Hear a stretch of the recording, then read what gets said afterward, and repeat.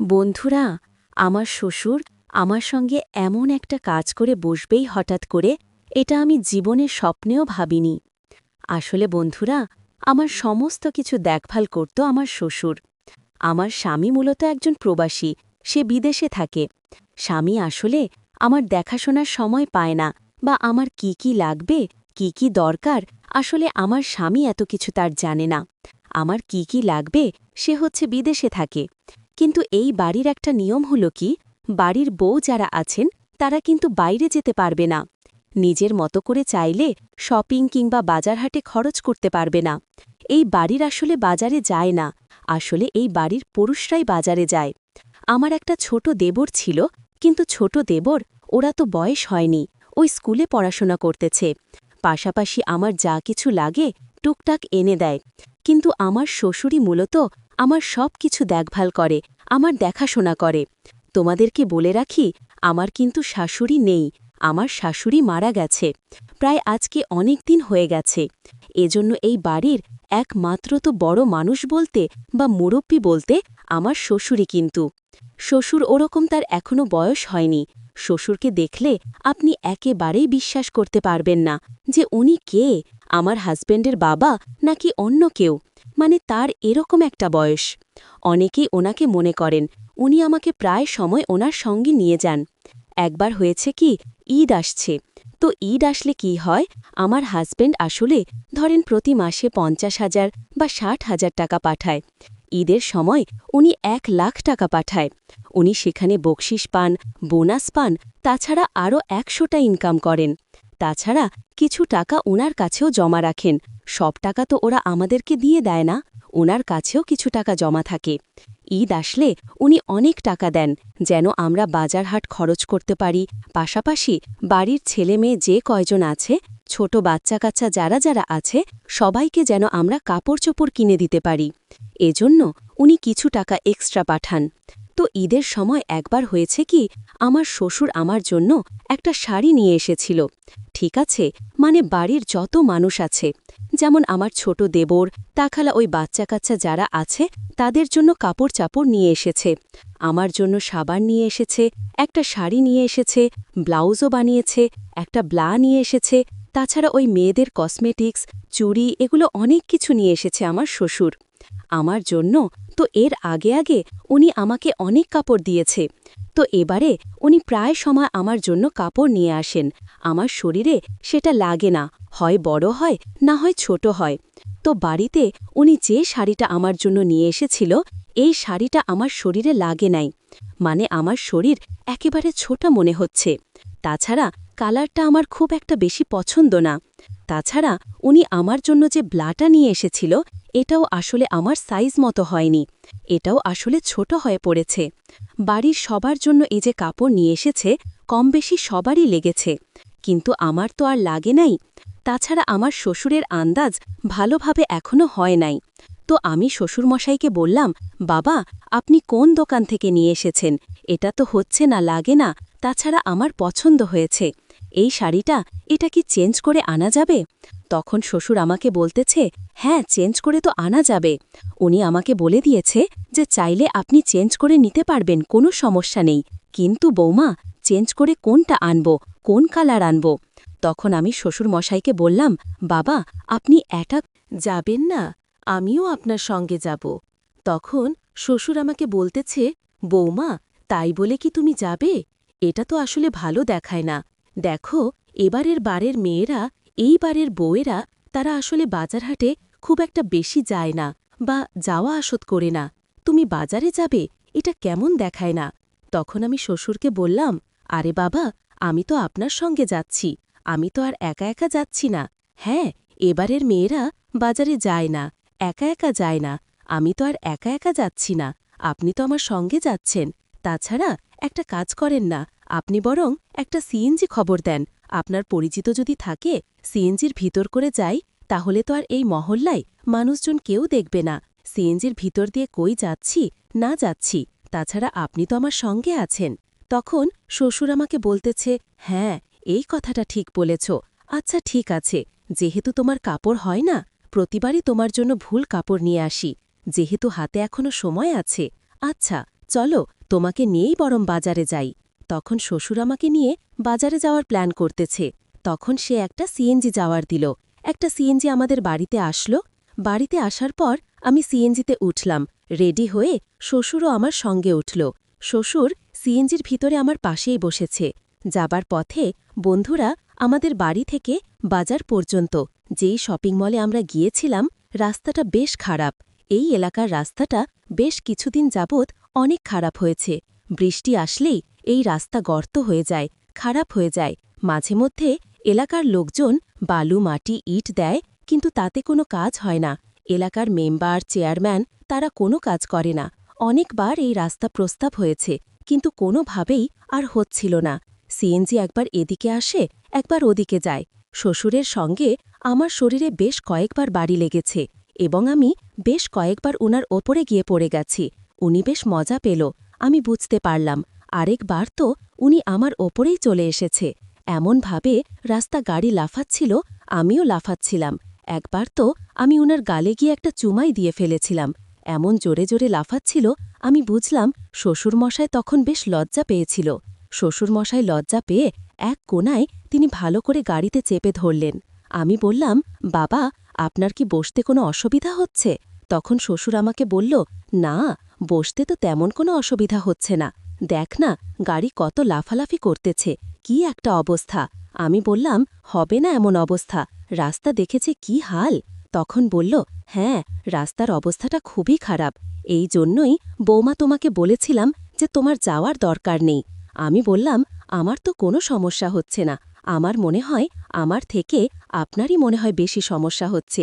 তখন শ্বশুরমশাই একটু লজ্জা পেয়ে বলবেন, আচ্ছা, তাকে বাদ দাও, আমরা তো চলে এসেছি। এই কথা বলে আমরা সেই দোকানে গেলাম। গিয়ে আমি আমার পছন্দ মতো একটা বাদাম কালার শাড়ি কিনে নিলাম। একটা ব্ল্যাক কালার আমার সবচাইতে বেশি পছন্দ। একটা ব্লাউজ নিলাম। বেশ কিছু সেন্টও নিলাম, কারণ অনেক সময় কোনো জায়গায় গেলে বা বাসায় থাকলেও গরম পড়েছে বাবা, সেন্ট দিতে হয়। তাছাড়া আমার পছন্দের কিছু গহনাও কিনে নিলাম। ফেস ওয়াশ নিলাম একটা। তো বাবা আমাকে বলতেছে, তোমরা মেয়ে মানুষ, কত কিছু যে তোমাদের প্রয়োজন হয়। আমরা পুরুষ মানুষরাই ভালো। আমাদের বাবা ওই চুড়ি, ফেস ওয়াশ, আলতা এত কোনো কিছু লাগে না। ওই একটা লুঙ্গি, একটা গেটিপুরি, না হলে একটা প্যান্ট আর একটা শার্ট, তাতেই হয়ে গেল। ছেলে মানুষ হওয়া অনেক সুবিধা।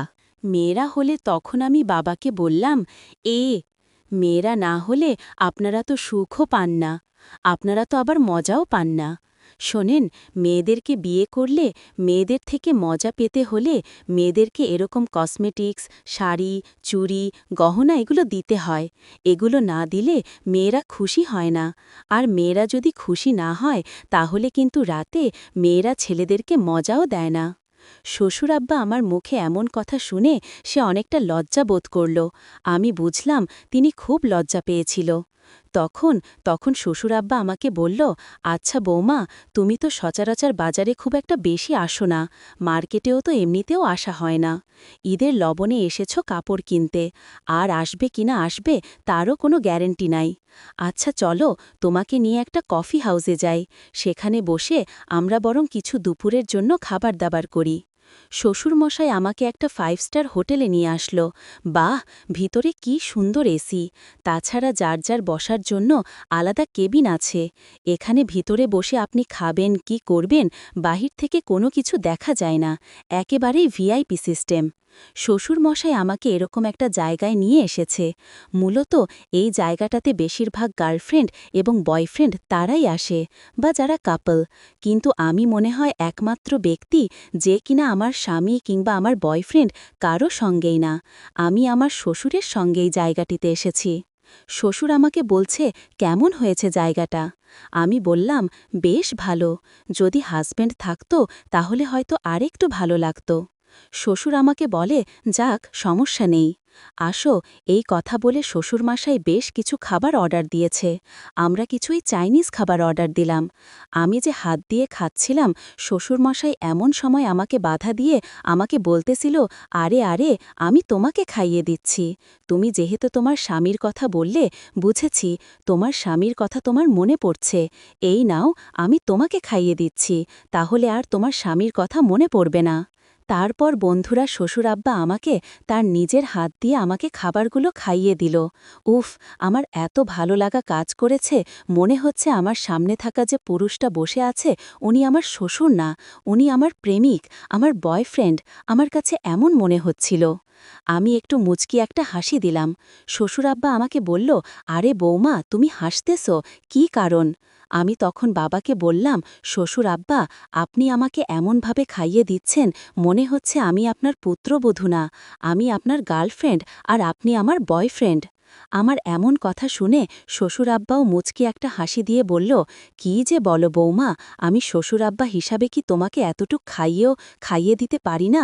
আমার কি এতটুক দায়িত্ব নেই? আমি বললাম, না বাতা, ঠিক আছে, আমি তো সেইটা আপনাকে মানা করি নাই, বা আমি সেইটা আপনাকে মিন করে বলি নাই। আসলে আমি যেটা বলতে চাচ্ছি সেটা হচ্ছে এভাবে অনেক বয়ফ্রেন্ড তাদের গার্লফ্রেন্ডকে খাইয়ে দেয়। শ্বশুর আব্বা তখন আমাকে বলল, তাই নাকি? তখন শ্বশুর আব্বা আমাকে আমার নাম ধরে রাখতেছে, আমাকে বলতেছে, নাহার, চলো তাহলে এখন আমরা যাই। যাওয়ার সময় বন্ধুরা শ্বশুর আব্বা আমার হাতগুলো ধরে আমাকে খুব সুন্দরভাবে তিনি সিঁড়ি থেকে নামিয়ে তারপর আমরা আবারও একটা সিএনজি করে চলে গেলাম একেবারে বাড়িতে। বাড়িতে আসার পর থেকেই আমার শ্বশুর আব্বা চলাফেরার মধ্যেই আমি একটা তফাৎ লক্ষ্য করতেছি, তার ভেতরে একটা পরিবর্তন এসেছে। আর সেই পরিবর্তনটা হচ্ছে, শ্বশুর আব্বা আগে আমাকে তিনি তার নিজের মেয়ের মতোই দেখত, কিন্তু ইদানিং সে আমার সামনে খুব একটা বেশি আসে না, আর আসলেও আরেকটু লজ্জা পায়। তাছাড়া আমি বিষয়টা বুঝতে পেরেছি, সে আমাকে ইদানিং খুব ভালোভাবে ফলো করেছে। এতদিন আমার দিকে তো ফিরেও তাকাত না, আমাকে তেমন কিছুই নিয়ে ভাবতও না। আমার আসলে একটা মেয়ের আসলে প্রাইভেসি অনেক জিনিস লাগে বন্ধুরা। এই যেমন ধরেন, আমাদের এই ফার্মেসি থেকে অনেক কিছু আনতে হয়, আমাদের মেন্স হয়, হ্যাঁ, প্রতি মাসেই ২-১ বার আসলে আমাদের রক্তক্ষরণ হয়। মেয়েদের অনেক পার্সোনাল সমস্যা থাকে, কিন্তু আমরা এই সমস্যাগুলো একমাত্র শাশুড়ি মা বা স্বামীর কাছে আমরা বলতে পারি, এছাড়া আর কারো কাছে বলতে পারি না। কিন্তু ইদানিং আমার শ্বশুর দেখতেছি সে আমাকে খুব বেশি ফলো করে। কখন আমার মন ভালো, কখন আমার মন খারাপ, কখন আমার মুড আছে, আবার কখন আমার মুড নেই, মানে শ্বশুরমশাই একেবারেই আমার মন মতো চলতেছে। তাছাড়া আমি কি খেতে পছন্দ করি, আমি কি পড়তে পছন্দ করি, শ্বশুর আব্বা এই সমস্ত কিছু সে ধীরে ধীরে শুরু করে দিয়েছে।